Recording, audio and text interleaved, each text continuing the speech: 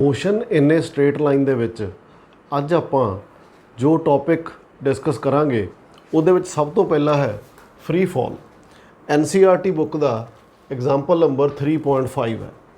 ਹੁਣ ਅਸੀਂ ਇਹ ਦੇਖਦੇ ਹਾਂ ਕਿ ਜਦੋਂ ਕੋਈ ਬੋਡੀ ਅਰਥ ਦੀ ਸਰਫੇਸ ਦੇ ਨੇੜਿਓਂ ਨੀਚੇ ਨੂੰ ਆਉਂਦੀ ਆ ਤਾਂ ਉਹ actually acceleration due to gravity ਦੇ ਨਾਲ ਨੀਚੇ ਆਉਂਦੀ ਆ ਤੇ ਉਹ ਅਰਥ ਦੇ ਗ੍ਰੈਵਿਟੇਸ਼ਨਲ ਪੁੱਲ ਦੇ ਨਾਲ ਨੀਚੇ ਨੂੰ ਖਿੱਚੀ ਜਾਂਦੀ ਆ। ਤੇ ਜਦੋਂ ਨੀਚੇ ਨੂੰ ਖਿੱਚੀ ਜਾਂਦੀ ਆ ਤਾਂ ਆਮ ਤੌਰ ਤੇ ਉਹਦੀ ਵੈਲੋਸਿਟੀ ਚੇਂਜ ਹੁੰਦੀ ਆ, ਇਨਕਰੀਜ਼ ਹੁੰਦੀ ਆ। ਸਪੋਜ਼ ਕਰੀਏ ਆ ਸਾਡੀ ਅਰਥ ਆ,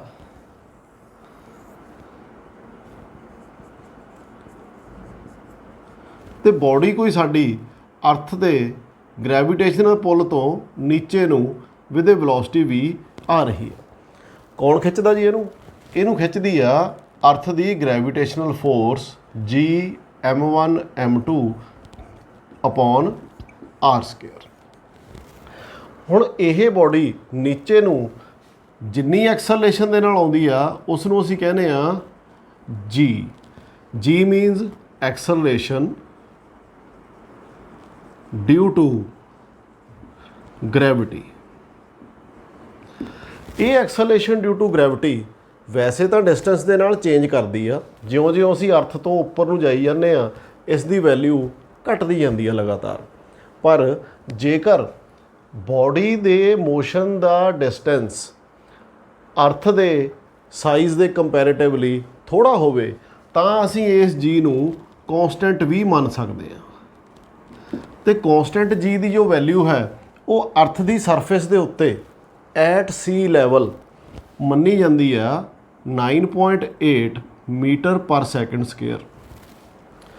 ਹੁਣ ਇਹ ਗੱਲ ਕਰੀਏ ਕਿ ਜੇਕਰ ਬੋਡੀ ਨੀਚੇ ਨੂੰ ਆ ਰਹੀ ਆ, ਕੀ ਸਿਰਫ ਅਸੀਂ ਨੀਚੇ ਨੂੰ ਆਉਣ ਨਾਲ ਹੀ ਫ੍ਰੀ ਫਾਲ ਕਹਿ ਦਿੰਦੇ ਆ? ਬਿਲਕੁਲ ਨਹੀਂ। ਫ੍ਰੀ ਫਾਲ ਸਿਰਫ ਉਦੋਂ ਗਿਣਿਆ ਜਾਏਗਾ ਜਦੋਂ ਅਰਥ ਦੇ atmosphere the resistance of air ਅਸੀਂ ਨਿਗਲੈਕਟ ਕਰ ਦਈਏ। ਜੇਕਰ ਨਿਗਲੈਕਟ ਕਰ ਦਈਏ ਰੈਜ਼ਿਸਟੈਂਸ ਆਫ ਏਅਰ ਨੂੰ, ਫੇਰ ਬੋਡੀ ਨੀਚੇ ਨੂੰ ਆਵੇ ਤਾਂ ਅਸੀਂ ਕਹਿੰਦੇ ਆ it is a condition of free fall. ਹੁਣ ਜਦੋਂ ਅਸੀਂ ਬੋਡੀ ਨੂੰ ਕਿਸੇ ਉੱਪਰੋਂ ਛੱਡਦੇ ਆ, ਜਿਵੇਂ ਮੇਰੇ ਕੋਲ ਇਹ ਪੈਨ ਦਾ ਕੈਪ ਹੈ ਤੇ ਪੈਨ ਦੇ ਕੈਪ ਨੂੰ ਜਦੋਂ ਮੈਂ ਇੱਥੋਂ ਛੱਡੂੰਗਾ ਤਾਂ ਇਹ ਆਪਣੇ ਆਪ ਨੀਚੇ ਆਉਂਦਾ, ਤਾਂ ਇਸ ਲਈ ਫ੍ਰੀ ਫਾਲ ਦੇ ਕੇਸਿਸ ਦੇ ਵਿੱਚ ਹਮੇਸ਼ਾ ਇਨੀਸ਼ੀਅਲ ਵੈਲੋਸਿਟੀ 0 ਲਈ ਜਾਂਦੀ ਆ। So in case of free fall u is 0। ਤੇ ਇੱਕ ਵਾਰੀ ਫੇਰ ਦੇਖੀਏ, ਇਹਦੀ ਵੈਲੋਸਿਟੀ ਹਮੇਸ਼ਾ ਨੀਚੇ ਨੂੰ ਆਉਣ ਸਮੇਂ ਵੱਧਦੀ ਜਾਏਗੀ। ਤੇ ਵਧਣ ਦੀ ਵੈਲੋਸਿਟੀ ਕਿਉਂ ਵੱਧਦੀ ਆ? That is due to acceleration due to gravity. ਹੁਣ ਅਸੀਂ ਇਹ ਦੇਖੀਏ ਕਿ ਐਕਸਲੇਸ਼ਨ ਡਿਊ ਟੂ ਗ੍ਰੈਵਿਟੀ ਦਾ ਜੋ ਸਾਈਨ ਹੈ, ਕਿਉਂਕਿ acceleration is a vector quantity, ਇੱਥੇ ਪਰ ਮੋਸ਼ਨ ਸਾਡਾ ਸਟ੍ਰੇਟ ਲਾਈਨ ਦੇ ਵਿੱਚ ਆ। ਹੁਣ ਮੋਸ਼ਨ ਦੇ ਵਿੱਚ ਜਿੰਨੇ ਵੀ ਕੁਆਂਟੀਟੀਜ਼ ਅਸੀਂ ਪੜ੍ਹਦੇ ਹਾਂ, ਅਰਥ ਤੋਂ ਉੱਪਰਲੇ ਪਾਸੇ ਦਾ motion it is termed as positive direction. ਪਰ ਜੋ ਐਕਸਲੇਸ਼ਨ ਡਿਊ ਟੂ ਗ੍ਰੈਵਿਟੀ ਆ, ਕਿਉਂਕਿ ਹਮੇਸ਼ਾ ਨੀਚੇ ਨੂੰ ਲੱਗਦੀ ਆ, ਸੋ ਇਸ ਲਈ ਫ੍ਰੀ ਫਾਲ ਦੇ ਕੇਸ ਵਿੱਚ ਐਕਸਲੇਸ਼ਨ ਡਿਊ ਟੂ ਗ੍ਰੈਵਿਟੀ ਨੂੰ ਅਸੀਂ ਨੈਗੇਟਿਵ ਲੈਂਦੇ ਆ and its value is -9.8 metre per second square. So ਇਹ ਬਹੁਤ ਇੰਪੋਰਟੈਂਟ ਗੱਲ ਧਿਆਨ ਦੇਣ ਵਾਲੀ ਆ ਕਿ ਕਿਉਂਕਿ acceleration due to gravity is always in downward direction, so it is always taken as negative for such type of motion. ਹੁਣ ਅਸੀਂ ਦੇਖੀਏ ਕਿ ਜੋ ਸਾਡੇ ਇਕੁਏਸ਼ਨਸ ਆਫ ਮੋਸ਼ਨ ਨੇ ਉਹ ਸਾਡੀਆਂ ਕੀ ਬਣੀਆਂ in case of free fall. ਸਭ ਤੋਂ ਪਹਿਲੀ ਸਾਡੀ ਇਕੁਏਸ਼ਨ ਆਫ ਮੋਸ਼ਨ ਜੋ v = u + at ਸੀ, ਉਹ ਕੀ ਬਣ ਜਾਏਗੀ? So it will be v = initial velocity, ਕਿਉਂਕਿ ਫ੍ਰੀ ਫਾਲ ਦੇ ਕੇਸ 'ਚ 0 ਹੋਏਗੀ, so it is 0 plus a ਦੀ ਵੈਲਿਊ ਫ੍ਰੀ ਫਾਲ ਦੇ ਵਿੱਚ acceleration due to gravity it is -g and t। ਸੋ v = -gt ਔਰ ਅਸੀਂ ਇੱਥੇ ਦੀ ਵੈਲਿਊ ਵੀ ਪੁੱਟ ਕਰ ਸਕਦੇ ਹਾਂ 9.8 t। ਹੁਣ ਅਸੀਂ ਸੈਕਿੰਡ ਇਕੁਏਸ਼ਨ ਤੇ ਆਈਏ, s = ut + ½ at²। Free fall के केस दे विच ये इक्वेशन की बनेगी, एस क्योंकि डिसप्लेसमेंट है, इत्थे डिसप्लेसमेंट क्योंकि वाई डायरैक्शन दे विच है, इस करके इहनूं असीं वाई कह सकते हाँ, साडी मर्जी है। यू इनिशियल वेलोसिटी 0 है, इस करके फैक्टर 0 हो जाएगा, प्लस हाफ एक्सेलरेशन की value minus G and T square. So second equation becomes Y equal to minus half G T square, which can also be written as minus 1 over 2 into 9.8 times t square, or it may be solved further as 4.9 t square. So this becomes our second equation of motion for free fall. So this was our first equation, v equal to minus 9.8 t. Now comes to third equation, v square minus u square equal to 2as. So v square minus 0 square equal to 2 minus g, s is our y because we have taken the displacement into y direction. So it becomes v square equal to minus 2 times 9.8 times y. So v square equal to minus 19.6 y. So this becomes our third equation of motion for free fall. ਹੁਣ ਅਸੀਂ ਦੇਖੀਏ graphical representation ਦੇ ਵਿੱਚ ਇਹ equations ਕਿਸ ਤਰ੍ਹਾਂ ਮਿਲਣਗੀਆਂ। ਪਹਿਲਾ ਕੇਸ ਅਸੀਂ ਕੀਤਾ ਜਿਸ ਵਿੱਚ ਐਕਸਲਰੇਸ਼ਨ ਨੂੰ ਲਿਖਿਆ -9.8 ਮੀਟਰ ਪਰ ਸੈਕਿੰਡ ਸਕੁਅਰ। ਸੋ ਅਸੀਂ ਐਕਸਲਰੇਸ਼ਨ ਨੂੰ ਟਾਈਮ ਦੇ ਨਾਲ ਰਿਲੇਟ ਕੀਤਾ। ਸੋ ਇੱਧਰਲੇ ਪਾਸੇ ਸਾਡੇ ਕੋਲ ਐਕਸਲਰੇਸ਼ਨ ਆ, with respect to graphical representation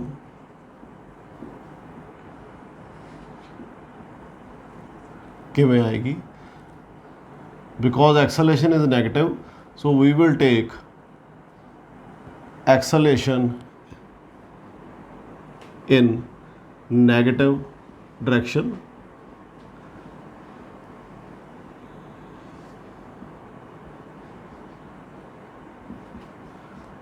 and t along x-axis.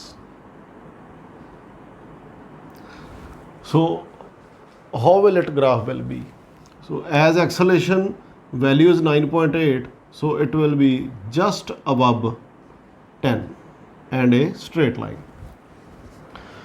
Now coming to the second equation in which velocity is related with time, so it is also negative. So time is taken as x-axis and velocity is taken as negative y-axis. Because v is directly proportional to t, so its graph will be like this. Now coming to the third equation, y is equal to minus 4.9 t square. In this equation, displacement is connected with time square, so its graph will be like this.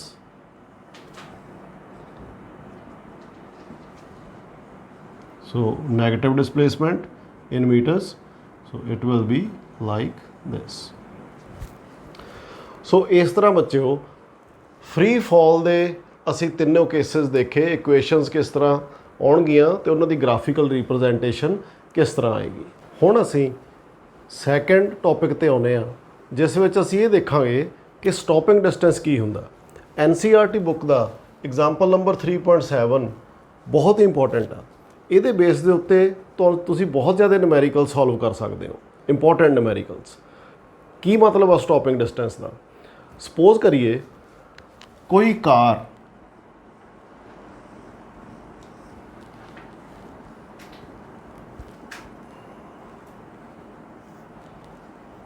ਕਿਸੇ speed v0 ਤੇ ਜਾ ਰਹੀ ਹੈ, ਅਚਾਨਕ ਸੜਕ ਤੇ ਉਸ ਦੇ ਸਾਹਮਣੇ ਕੋਈ ਬੱਚਾ ਆ ਜਾਂਦਾ ਭੱਜ ਕੇ, ਤਾਂ ਕੀ ਕਰਨਾ ਪਏਗਾ? ਡਰਾਈਵਰ ਨੂੰ ਬ੍ਰੇਕਸ ਲਾਉਣੇ ਪੈਣਗੇ, ਇੰਨੀ ਜਲਦੀ ਬ੍ਰੇਕਸ ਲਾਉਣੇ ਪੈਣਗੇ ਸੋ ਦੈਟ ਉਹ ਬੱਚਾ ਹਿੱਟ ਨਾ ਹੋ ਜਾਵੇ। ਆਪਾਂ ਦੇਖਦੇ ਹਾਂ ਕਿ ਡਰਾਈਵਰ ਨੂੰ ਬ੍ਰੇਕ ਲਾਉਣ ਤੋਂ ਬਾਅਦ ਕਿੰਨੇ ਡਿਸਟੈਂਸ ਤੱਕ ਇਹ ਕਾਰ ਜਾ ਕੇ ਰੁਕੇਗੀ।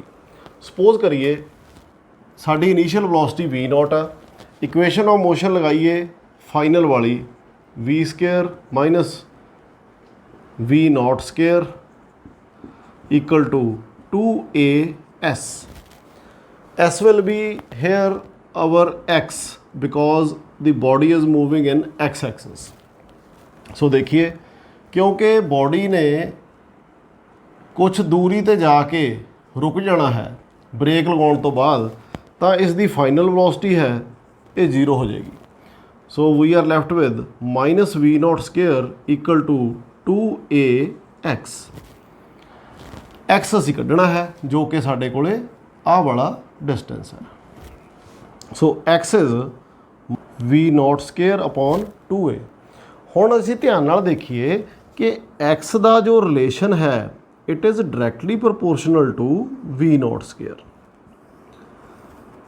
ਮਤਲਬ ਇਹ ਹੋਇਆ ਜੇਕਰ ਇਨੀਸ਼ੀਅਲ ਵੈਲੋਸਿਟੀ ਨੂੰ ਡਬਲ ਕਰ ਦਈਏ, ਇਫ v0 ਇਜ਼ 2 ਟਾਈਮਸ, ਜੇ ਇਹਨੂੰ 2 ਕਰ ਦਈਏ ਤਾਂ ਸਾਡੀ x ਕਿਉਂਕਿ v0 ਦੇ ਸਕੁਅਰ ਦੇ ਪ੍ਰੋਪੋਰਸ਼ਨਲ ਆ, ਸੋ ਇਸ ਕਰਕੇ x ਵਿਲ ਬੀ 4।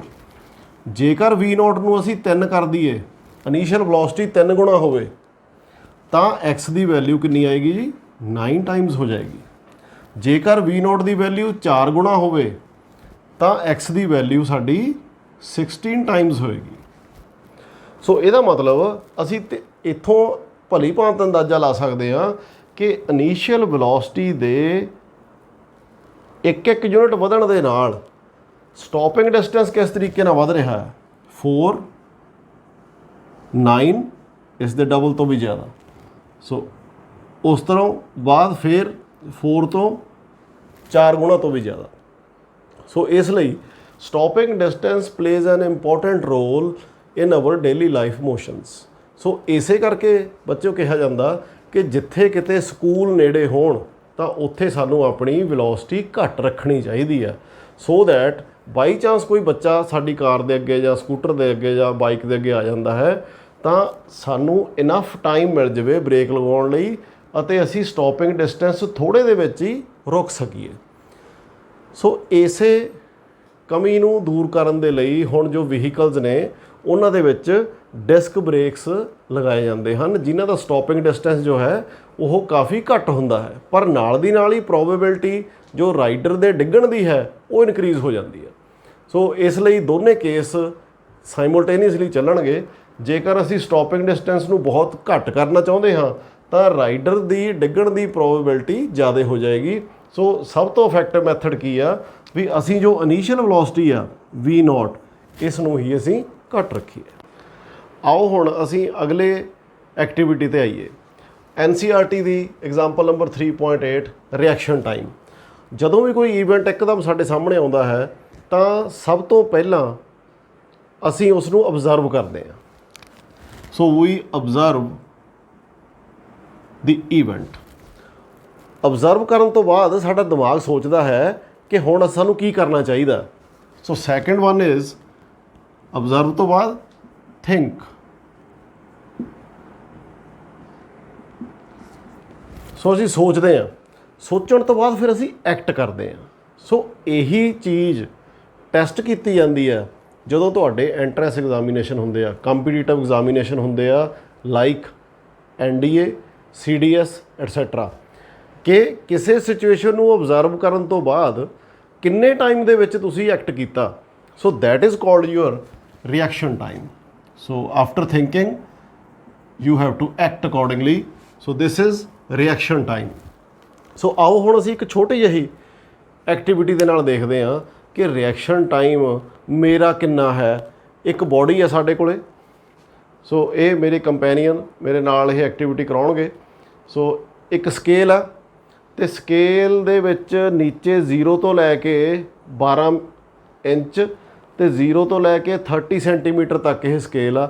ਮੈਂ ਆਪਣੇ ਹੱਥ ਇੱਥੇ ਰੱਖੂੰਗਾ, ਮੇਰਾ ਕੰਪੈਨੀਅਨ ਇਹਨੂੰ ਫੁੱਟੇ ਨੂੰ ਛੱਡੇਗਾ, ਫ੍ਰੀ ਫਾਲ ਕਰੇਗਾ ਅਤੇ ਤੇ ਮੈਂ ਇਹਨੂੰ ਆਪਣੇ ਫਿੰਗਰਸ ਦੇ ਅੰਗੂਠੇ ਨਾਲ ਫੜਨ ਦੀ ਕੋਸ਼ਿਸ਼ ਕਰੂੰਗਾ। ਦੇਖਦੇ ਹਾਂ ਮੈਂ ਇਹਨੂੰ ਕਿੰਨੀ ਜਲਦੀ ਫੜ ਸਕਦਾ। ਹਾਂਜੀ, ਸੋ ਤੁਸੀਂ ਦੇਖਿਆ ਇੰਨਾ ਸਕੇਲ ਨੀਚੇ ਲੰਘ ਗਿਆ ਤੇ ਮੇਰੇ ਹੱਥਾਂ ਨੇ ਕਿੱਥੇ ਜਾ ਕੇ ਫੜਿਆ ਇਹਨੂੰ। It is almost 21 centimetres past. So 21 centimetre distance travel ਹੋ ਗਿਆ ਤੇ ਇਹ 21 ਸੈਂਟੀਮੀਟਰਸ ਡਿਸਟੈਂਸ ਕਿੰਨੇ ਟਾਈਮ ਦੇ ਵਿੱਚ ਪਾਸ ਹੋਇਆ, ਤਾਂ ਉਸ ਟਾਈਮ ਨੂੰ ਅਸੀਂ ਕੀ ਕਹਾਂਗੇ, ਰਿਐਕਸ਼ਨ ਟਾਈਮ। ਆਓ ਹੁਣ ਇਸੇ ਐਕਟੀਵਿਟੀ ਲਈ ਰਿਐਕਸ਼ਨ ਟਾਈਮ ਕੱਢੀਏ। ਸਭ ਤੋਂ ਪਹਿਲਾਂ ਸਾਡਾ ਜੋ scale C it was at rest ਤੇ ਡਿਸਟੈਂਸ ਮੂਵ ਕੀਤਾ 21 ਸੈਂਟੀਮੀਟਰ। ਸੋ ਫਾਰਮੂਲਾ ਲਗਾਈਏ S = UT + half GT square. ਹੁਣ ਅਸੀਂ S ਦੀ ਵੈਲਿਊ ਪੁੱਟ ਕੀਤੀ ਕਰੀਏ, ਕਿਉਂਕਿ ਬੋਡੀ ਸਾਡੀ ਨੀਚੇ ਨੂੰ ਡਿੱਗ ਰਹੀ ਸੀ ਤੇ ਅਸੀਂ ਹਮੇਸ਼ਾ ਜੋ ਡਿਸਟੈਂਸਿਸ ਹਨ ਉੱਪਰ ਵਾਲੇ ਪਾਸੇ ਨੂੰ ਪੋਜ਼ਿਟਿਵ ਲੈਂਦੇ ਆ। ਸੋ ਇਸ ਕਰਕੇ it is -21 centimetre and initial velocity was 0 plus half acceleration due to gravity is -9.8 meter per second square into t square. So it should be converted into meters. So 0.21 meters equal to minus, so it is 4.9 t square, or t square equal to 0.21 divided by 4.9, or we may write it as t equals to √ 0.21 upon 4.9. So it is 0.207 seconds. So ਇਸ ਤਰ੍ਹਾਂ ਅਸੀਂ ਕਿਸੇ ਵੀ event ਤੋਂ ਜੇਕਰ ਅਸੀਂ reaction ਦੇਖਣਾ ਹੋਵੇ ਤਾਂ ਰਿਐਕਸ਼ਨ ਟਾਈਮ ਕੈਲਕੂਲੇਟ ਕਰ ਸਕਦੇ ਹਾਂ। ਹੁਣ ਅਸੀਂ ਮੋਸ਼ਨ ਇਨ ਵਨ ਡਾਇਮੈਂਸ਼ਨ ਦਾ most important part relative velocity, ਜੋ ਕਿ ਬੜੀ ਇੰਟਰਸਟਿੰਗ ਵੀ ਹੈ ਅਤੇ ਸਾਡੀ ਡੇਲੀ ਲਾਈਫ ਦੇ ਵਿੱਚ ਸਾਡੇ ਨਾਲ ਵਾਪਰਦੀ ਵੀ ਹੈ, ਕਿ ਜਦੋਂ ਅਸੀਂ ਟ੍ਰੇਨ ਦੇ ਵਿੱਚ ਸਫ਼ਰ ਕਰਦੇ ਹਾਂ ਤੇ ਜੇਕਰ ਕਿਸੇ ਪਲੇਟਫਾਰਮ ਦੇ ਉੱਤੇ ਸਾਡੀ ਟ੍ਰੇਨ ਖੜੀ ਹੋਵੇ ਤੇ ਨਾਲ ਦੀ ਲਾਈਨ ਦੇ ਉੱਤੇ ਕੋਈ ਹੋਰ ਟ੍ਰੇਨ ਖੜੀ ਹੋਵੇ ਤੇ ਕਦੇ-ਕਦੇ ਸਾਨੂੰ ਭੁਲੇਖਾ ਪੈ ਜਾਂਦਾ, ਚੱਲੀ ਤਾਂ ਦੂਜੀ ਟ੍ਰੇਨ ਹੁੰਦੀ ਆ, ਸਾਨੂੰ ਇਹ ਲੱਗਦਾ ਹੁੰਦਾ ਸ਼ਾਇਦ ਸਾਡੀ ਟ੍ਰੇਨ ਚੱਲ ਪਈ, ਕਿਉਂਕਿ ਅਸੀਂ ਆਪਣੇ ਵਿਦ ਰਿਸਪੈਕਟ ਟੂ ਦੂਸਰੀ ਵੈਲੋਸਿਟੀ ਦੇਖਦੇ ਹੁੰਦੇ ਹਾਂ। ਬੇਸ਼ੱਕ ਕਈ ਵਾਰੀ ਇੱਦਾਂ ਵੀ ਹੁੰਦਾ ਕਿ ਸਾਡੀ ਟ੍ਰੇਨ ਚੱਲ ਪੈਂਦੀ ਆ, ਨਾਲ ਦੀ ਟ੍ਰੇਨ ਖੜੀ ਹੁੰਦੀ ਆ, ਸਾਨੂੰ ਇਹ ਮਹਿਸੂਸ ਹੁੰਦਾ ਕਿ ਸਾਡੀ ਟ੍ਰੇਨ ਤਾਂ ਚੱਲੀ ਨਹੀਂ, ਨਾਲ ਵਾਲੀ ਸ਼ਾਇਦ ਚੱਲੀ ਆ। ਸੋ ਇਸ ਵੈਲੋਸਿਟੀ ਨੂੰ ਜਿਹੜੀ ਅਸੀਂ ਕਿਸੇ ਇੱਕ ਰੈਫਰੈਂਸ ਫਰੇਮ ਦੇ ਅਕੋਰਡਿੰਗ ਦੇਖਦੇ ਹਾਂ, ਕਿਸੇ ਇੱਕ ਬੋਡੀ ਦੇ ਵਿਦ ਰਿਸਪੈਕਟ ਟੂ ਦੇਖਦੇ ਹਾਂ ਦੂਸਰੇ ਦੀ ਵੈਲੋਸਿਟੀ, ਉਸ ਨੂੰ ਅਸੀਂ ਰਿਲੇਟਿਵ ਵੈਲੋਸਿਟੀ ਕਹਿੰਦੇ ਹਾਂ। ਸੋ ਆਓ ਹੁਣ ਅਸੀਂ ਇਹਨੂੰ ਮੈਥਮੈਟੀਕਲੀ ਕਰੀਏ, ਜੋ ਕਿ most important and most interesting ਸਾਡਾ ਟੌਪਿਕ ਆ ਇਸ ਚੈਪਟਰ ਦਾ। ਸਪੋਜ਼ ਕਰੀਏ ਸਾਡੇ ਕੋਲੇ ਦੋ ਬੋਡੀਜ਼ ਨੇ A ਅਤੇ B। ਦੋਨੇ ਬੋਡੀਜ਼ ਦੀ ਪੋਜੀਸ਼ਨ ਟਾਈਮ t = 0 ਤੇ, position A body the time t = 0 ਤੇ xa 0 ਅਤੇ body B the position xb at time = 0 ਮੰਨ ਲੈਂਦੇ ਹਾਂ। ਤਾਂ ਐਟ ਟਾਈਮ t ਟਾਈਮ ਬੀਤਣ ਤੋਂ ਬਾਅਦ ਇਹਨਾਂ ਦੀਆਂ ਪੋਜੀਸ਼ਨਸ ਅਸੀਂ ਕਿਵੇਂ ਲਿਖ ਸਕਦੇ ਹਾਂ। ਜਿੱਥੇ ਇਹ ਬੋਡੀ ਪਹਿਲਾਂ ਖੜੀ ਹੋਵੇਗੀ ਪਲੱਸ ਜਿੰਨਾ ਇਸ ਬੋਡੀ ਨੇ t ਟਾਈਮ ਦੇ ਵਿੱਚ ਡਿਸਟੈਂਸ ਟਰੈਵਲ ਕਰ ਲਿਆ ਹੋਏਗਾ, ਤਾਂ ਡਿਸਟੈਂਸ ਨੂੰ ਅਸੀਂ ਲਿਖਦੇ ਹਾਂ speed into time. So va into t. So this equation tells the new position of body A after time t. ਇਸੇ ਤਰ੍ਹਾਂ ਅਸੀਂ second body the position xb at time t ਲਿਖ ਸਕਦੇ ਹਾਂ, ਜਿਹੜੀ ਉਹਦੀ ਪਹਿਲਾਂ ਵਾਲੀ ਪੋਜੀਸ਼ਨ ਹੋਏਗੀ ਐਟ ਟਾਈਮ t = 0 ਤੇ ਪਲੱਸ ਜਿੰਨਾ ਉਹਨੇ ਡਿਸਟੈਂਸ ਟਰੈਵਲ ਕੀਤਾ ਹੋਏਗਾ ਇਨ ਟਾਈਮ t। ਆਓ ਹੁਣ ਇਹਨਾਂ ਦੇ ਵਿਚਲੇ ਡਿਸਟੈਂਸ ਦਾ ਅੰਤਰ ਪਤਾ ਕਰੀਏ, difference in the distance travelled.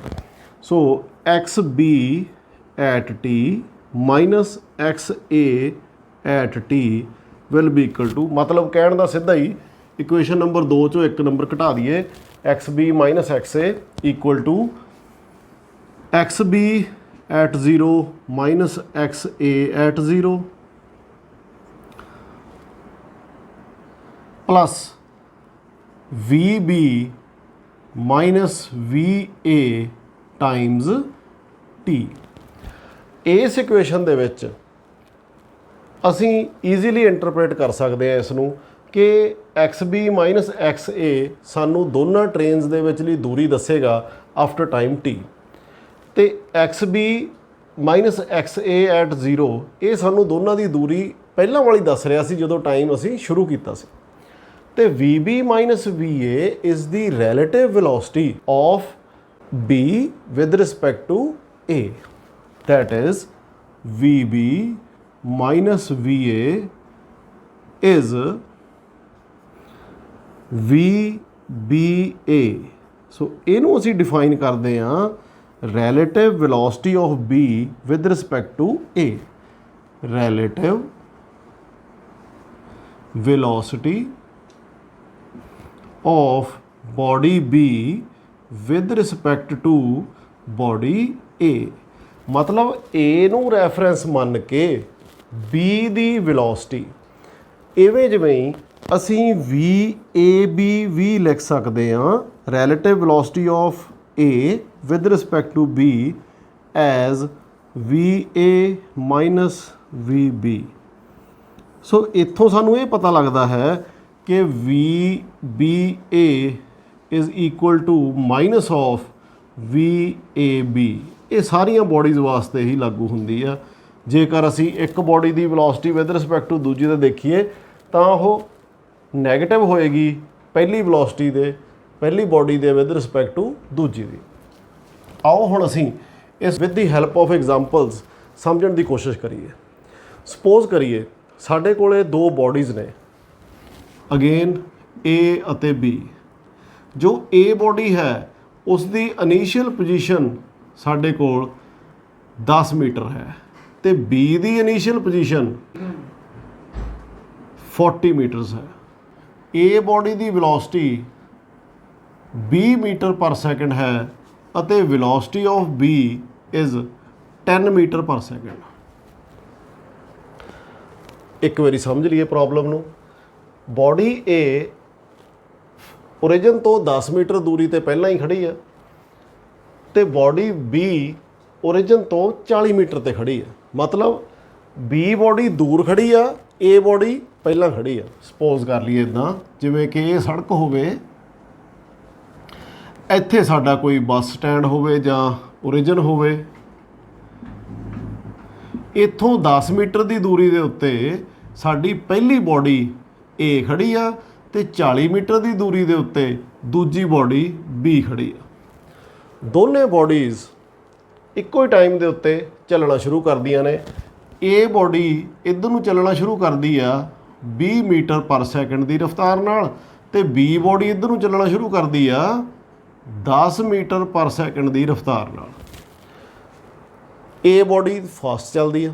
ਹੁਣ ਜਦੋਂ A ਫਾਸਟ ਚੱਲਦੀ ਆ ਇੱਧਰ ਨੂੰ ਤਾਂ ਇਹ B ਨੂੰ ਓਵਰਟੇਕ ਕਰੇਗੀ ਤੇ relative velocity A the B ਨਾਲੋਂ ਜ਼ਿਆਦਾ ਹੋਏਗੀ। ਆਓ ਹੁਣ ਇਸ ਨੂੰ ਅਸੀਂ ਦੇਖੀਏ ਵੀ ਇਹ ਕਿੰਨੇ ਸਮੇਂ ਬਾਅਦ ਇੱਕ ਨੂੰ ਦੂਜੀ ਨੂੰ ਓਵਰਟੇਕ ਕਰ ਲੈਣਗੀਆਂ ਤੇ ਕਿੰਨੀ ਦੂਰੀ ਤੇ ਹੋਣਗੀਆਂ ਜਦੋਂ ਓਵਰਟੇਕ ਕਰਨਗੀਆਂ। ਹੈ ਨਾ ਇੰਟਰਸਟਿੰਗ।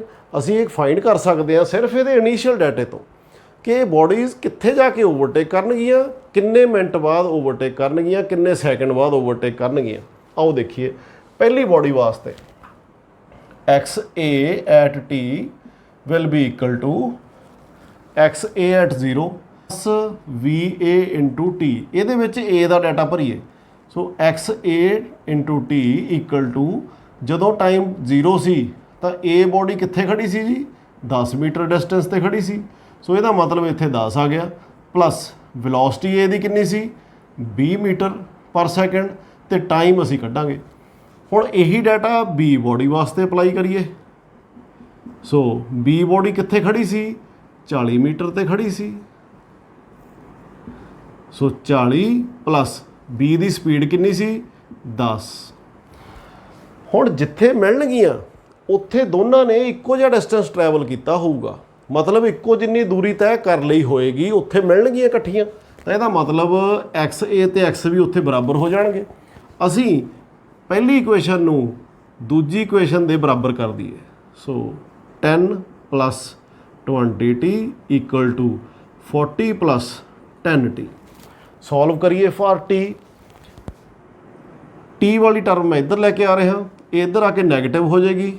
ਸੋ 20t - 10t = 40 ਪਹਿਲਾਂ ਹੀ ਇੱਧਰ ਸੀ, 10 ਨੂੰ ਮੈਂ ਇੱਧਰ ਲੈ ਕੇ ਜਾਊਂਗਾ, ਇਹ ਨੈਗੇਟਿਵ ਹੋ ਜਾਏਗਾ। ਸੋ -10। ਸੋ it is 10t = 30। So t = 3 seconds। ਇਹਦਾ ਮਤਲਬ ਇਹ ਹੋਇਆ ਕਿ 3 ਸੈਕਿੰਡ ਬਾਅਦ ਇਹ ਦੋਨੇ ਬੋਡੀਜ਼ ਇੱਕ ਦੂਸਰੇ ਨੂੰ ਮਿਲ ਜਾਣਗੀਆਂ, ਇਕੱਠੀਆਂ ਹੋ ਜਾਣਗੀਆਂ, ਜਾਂ ਕਹਿ ਦਈਏ ਓਵਰਟੇਕ ਕਰ ਰਹੀਆਂ ਹੋਣਗੀਆਂ। ਪਰ ਇਹਨਾਂ ਨੇ ਡਿਸਟੈਂਸ ਕਿੰਨਾ ਟਰੈਵਲ ਕਰ ਲਿਆ ਹੋਏਗਾ? ਅਸੀਂ ਟੀ ਦੀ ਵੈਲਿਊ ਚਾਹੇ ਪਹਿਲੀ ਇਕੁਏਸ਼ਨ 'ਚ ਪੁੱਟ ਕਰ ਦਈਏ ਚਾਹੇ ਦੂਜੀ 'ਚ, ਦੇਖੀਏ ਕਿੰਨਾ ਆਉਂਦਾ। ਟੀ ਦੀ ਵੈਲਿਊ ਇੱਥੇ ਪੁੱਟ ਕੀਤੀ। So XA at t = 10 + 20 × 3। ਸੋ 20 3s ਦਾ 60 + 1 10 = 70 ਮੀਟਰ। ਦੂਜੀ ਕੁਐਸਚਨ ਵੀ ਪੁੱਟ ਕਰਕੇ ਦੇਖੀਏ। 3 10 × 30 30 ਤੇ 40 70। So 70 metre is the meeting point of two bodies from origin. So ਇੱਦਾਂ ਅਸੀਂ ਦੋ ਬੋਡੀਜ਼ ਦਾ ਮੀਟਿੰਗ ਪੁਆਇੰਟ ਕੱਢ ਸਕਦੇ ਹਾਂ, ਓਵਰਟੇਕਿੰਗ ਪੁਆਇੰਟ ਕੱਢ ਸਕਦੇ ਹਾਂ, ਅਤੇ ਕਿੰਨੇ ਟਾਈਮ ਬਾਅਦ ਓਵਰਟੇਕ ਕੀਤਾ ਉਹ ਕੱਢ ਸਕਦੇ ਹਾਂ। ਨਾਲ ਦੀ ਨਾਲ ਹੁਣ ਰੈਲੇਟਿਵ ਵੈਲੋਸਿਟੀ ਵੀ ਕੱਢੀਏ, ਜਿਹੜੀ ਅਸੀਂ ਇੱਥੇ ਕੀਤੀ ਸੀ। ਹੁਣ ਜੇਕਰ ਇੱਥੋਂ ਅਸੀਂ relative velocity of B with respect to A ਕੱਢਣੀ ਹੋਵੇ ਤਾਂ ਇਹ ਕੀ ਆਏਗਾ ਸਾਡਾ? VB - VA। ਸੋ VB ਕਿੰਨੀ ਹੈ ਜੀ? VB ਹੈ ਸਾਡੀ 10 ਮੀਟਰ ਪਰ ਸੈਕਿੰਡ, ਅਤੇ VA ਕਿੰਨੀ ਹੈ ਜੀ? 20 ਮੀਟਰ ਪਰ ਸੈਕਿੰਡ। ਸੋ ਇਹ ਸਾਡੇ ਕੋਲ ਕਿੰਨੀ ਆ ਗਈ? -10 metre per second. So relative velocity of B with respect to A, ਕਿਉਂਕਿ B ਹੌਲੀ ਚੱਲਦੀ ਸੀ ਇਸ ਕਰਕੇ ਨੈਗੇਟਿਵ ਆਈ ਆ। B ਦੀ ਰੈਲੇਟਿਵ ਵੈਲੋਸਿਟੀ ਕੱਢੀ ਆ ਕਿਹਦੇ ਵਿਦ ਰਿਸਪੈਕਟ ਟੂ A ਦੇ, ਸੋ ਇਸ ਕਰਕੇ -10। ਜੇ ਹੁਣ ਰੈਲੇਟਿਵ ਵੈਲੋਸਿਟੀ A ਦੀ ਕੱਢਣੀ ਹੋਵੇ B ਦੇ, ਤਾਂ ਉਹ ਤੁਸੀਂ ਹੁਣ ਆਪਣੇ ਆਪ ਕਰਕੇ ਦੇਖਣਾ। VAB = VA - VB which will be equal to 20 - 10 metre per second. ਉਹ ਪੋਜ਼ੀਟਿਵ ਆਏਗੀ ਕਿਉਂਕਿ A ਬੋਡੀ ਦੀ ਸਪੀਡ B ਤੋਂ ਜ਼ਿਆਦਾ ਆ। ਆਓ ਹੁਣ ਇਹਦਾ ਹੋਰ ਇੱਕ ਕੇਸ ਕਰੀਏ ਅਤੇ ਨਾਲ ਦੀ ਨਾਲ ਇਹਨੂੰ ਗ੍ਰਾਫਿਕਲੀ ਵੀ ਦੇਖੀਏ। ਜੇਕਰ ਇਹਦਾ ਆਪਾਂ ਗ੍ਰਾਫ ਬਣਾ ਕੇ ਦੇਖੀਏ ਤਾਂ ਅਸੀਂ ਇਹ ਦੇਖਿਆ ਵੀ ਇਹ 70 ਮੀਟਰ 'ਤੇ ਮਿਲ ਗਈਆਂ। ਕਿਵੇਂ ਆਏਗਾ ਗ੍ਰਾਫ? ਦੇਖੀਏ। ਇੱਧਰਲੇ ਪਾਸੇ ਨੂੰ ਸਾਡੇ ਕੋਲ ਟਾਈਮ ਸਕੇਲ, ਇੱਧਰਲੇ ਪਾਸੇ ਨੂੰ ਸਾਡੀ ਡਿਸਟੈਂਸ ਸਕੇਲ X। ਸੋ 1 2 3 4 5 ਸੈਕਿੰਡਸ ਨੇ ਇੱਧਰਲੇ ਪਾਸੇ ਨੂੰ, ਅਤੇ ਉੱਪਰਲੇ ਪਾਸੇ ਨੂੰ ਸਾਡਾ ਡਿਸਟੈਂਸ ਹੈ 10 20 30 40 50। ਬੋਡੀ A ਪਹਿਲਾਂ ਹੀ 10 ਮੀਟਰ 'ਤੇ ਖੜੀ ਸੀ ਅਤੇ ਬੋਡੀ B ਪਹਿਲਾਂ ਹੀ 40 ਮੀਟਰ 'ਤੇ ਖੜੀ ਸੀ। A ਬੋਡੀ ਦੀ ਸਪੀਡ ਜ਼ਿਆਦਾ ਸੀ, ਸੋ ਇਸ ਕਰਕੇ ਇਹ ਸਾਡੇ ਕੋਲੇ ਗ੍ਰਾਫ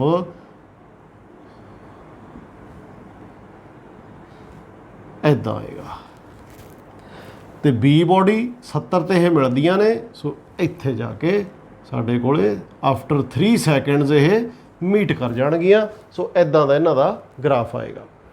ਜੇਕਰ ਦੋ ਬੋਡੀਜ਼ ਸੇਮ ਸਪੀਡ 'ਤੇ ਚੱਲਦੀਆਂ ਹੋਣ, ਬਿਲਕੁਲ ਸੇਮ ਸਪੀਡ 'ਤੇ, ਚਾਹੇ ਦੂਰ ਦੂਰ ਹੀ ਖੜੀਆਂ ਹੋਣ ਪਹਿਲਾਂ ਓਰੀਜਨ ਤੋਂ, ਫਿਰ ਉਹਨਾਂ ਦਾ ਜੋ ਗ੍ਰਾਫ ਹੈ ਉਹ ਸਾਡੇ ਕੋਲੇ ਪੈਰਲਲ ਲਾਈਨਸ ਆਏਗਾ। ਇਹ ਕਿਤੇ ਵੀ ਮੀਟ ਨਹੀਂ ਕਰਨਗੀਆਂ। ਅਤੇ ਜੇਕਰ ਇੱਕ ਬੋਡੀ ਦੀ ਸਪੀਡ ਨੈਗੇਟਿਵ ਹੋਵੇ, ਕਿਵੇਂ? ਆਓ ਹੁਣ ਅਗਲੇ ਕੇਸ 'ਚ ਦੇਖਦੇ ਹਾਂ। ਇੱਥੇ ਜੇਕਰ ਸਾਡੀ ਬੋਡੀ B ਜੋ ਕਿ ਪਹਿਲਾਂ 10 ਮੀਟਰ ਪਰ ਸੈਕਿੰਡ ਦੀ ਵੈਲੋਸਿਟੀ 'ਤੇ ਚੱਲਦੀ ਸੀ, ਇਹ -10 'ਤੇ ਹੋ ਜਾਵੇ, ਇਹਦੀ ਸਪੀਡ ਨੈਗੇਟਿਵ ਹੋ ਜਾਵੇ, ਫਿਰ ਅਸੀਂ ਦੇਖੀਏ ਵੀ ਇਹਦਾ ਡਾਟਾ ਕੀ ਹੋਏਗਾ। ਆਓ ਅਪਲਾਈ ਕਰੀਏ ਉਹੀ equations. So X A at T equal to X zero X A at zero plus V A into T ये वैल्यू पुट करिए X A at T equal to so it was at 10 metres plus V is 20 metre per second into T second equation X B equal to 40 minus 10 T क्योंकि इसकी velocity minus 10 metre per second किहड़े point ते meet करनगियां जदों दोने distance बराबर हो जाणगे 10 plus 20 T equal to 40 minus 10 T so T नूं इधर लैके आउण लग्गे जी 20 T plus 10 T equal to 40 10 उधर चला गया minus 10 so 30 T equal to 30 T equal to 1 second 1 second बाद ही मिल जाएगी तो किन्ने डिस्टेंस से मिलणगियां टी की वैल्यू 1 इत्थे पुट कर दो जिहदे च मर्जी पुट कर दो सो इत्थे 1 पुट किया 40 minus 10 30 so distance will be 30 metres 30 metre ते ही मिल जाणगियां ग्राफ किदां दा आएगा एक दी वेलोसिटी जिहड़ी 10 मीटर ते खड़ी सी उहदी वेलोसिटी तां पॉजिटिव आ वध रही है डिस्टेंस दे नाल दूसरे दी घट रही है मीनस वो इधर नूं आ रही है उल्ट डायरैक्शन च आ रही है तो 1 सैकेंड बाद ही मिल गए जिथे साडा 1 सैकेंड हो गया इत्थे साडा 30 मीटर होएगा सो ये किहड़ा केस सी जदों एक बॉडी तां इधर नूं जा रही सी ए बॉडी तो दूजी बॉडी इधरों इधर नूं आ रही सी बी वाली सो इस करके ये 1 सैकेंड बाद ही मिल गई डिस्पाइट इन्हां दा बाकी दा डाटा जो है वो सेम सीगा तो इन्हां दी रिलेटिव वेलोसिटी हुण कितनी होएगी चलो अगेन देखिए पहला असी relative velocity of B with respect to A कढ़ीए तो it is V B minus V A हुण इत्थे असी ध्यान रखना है कि एक्स डायरैक्शन नूं असी पॉजिटिव एक्स डायरैक्शन नूं पॉजिटिव लै रहे हैं सो वी बी है जी साडे कोले माइनस 10 तो वी ए है साडे कोले 20 so minus 30 metre per second दी velocity of B with respect to A and what about V A B कितना होना चाहिए अकॉर्डिंग टू दिस रिलेशन 30 किवें देखो V A minus V B A साडे कोल कितना जी 20 minus 10 so it will be 30 metre per second so V A B so इदां बेटे असी रिलेटिव वेलोसिटी के जो क्वेश्चनस ने तिन्ने टाइप्स के कि रिलेटिव वेलोसिटी कढ़नी तो सौखा जिहा काम आ वी बी ए कढ़नी आ तो V B minus V A कर देना सिर्फ ख्याल की रखना जिवें इस केस दे विच असी वेलोसिटी की डायरैक्शन का ख्याल रखा सैकेंडली किन्ने टाइम बाद दो बॉडीज़ मीट करनगियां वो असी आह फार्मूला लाउणा कित्थे मीट करनगियां वो भी इसे दे अकॉर्डिंग सो रिलेटिव वेलोसिटी के क्वेश्चनस तुसी अपनी बुक तो एक एक्सरसाइज दे विचों करके देखो तो मैनूं उम्मीद आ भी तुहानूं बहुत ज़्यादा इंटरस्टिंग लगणगे ये न्यूमेरिकल्स तो I hope you have very well enjoyed this lecture and thank you very much.